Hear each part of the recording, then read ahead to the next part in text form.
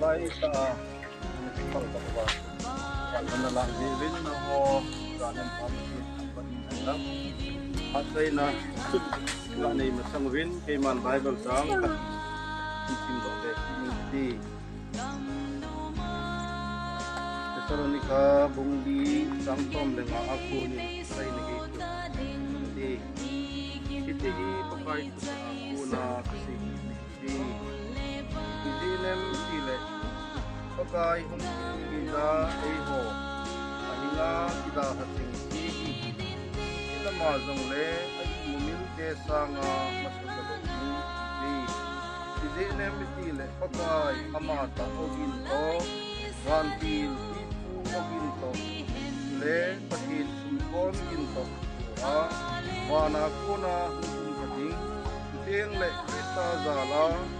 kita jengsi untuk masaki zo ta le ho nai amo jengsi ama ho to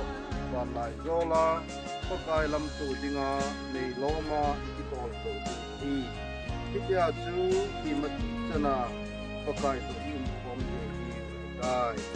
ki tu isu now ki dim bom sawa ding le ko endang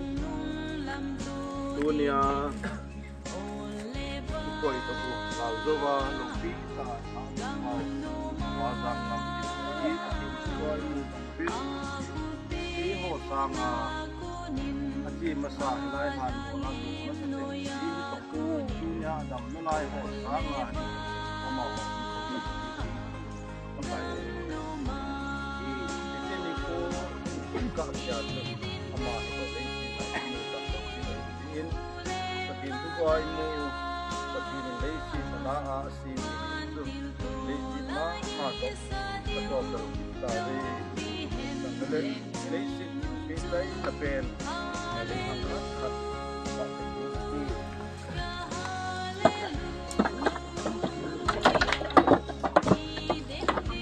lima taon sa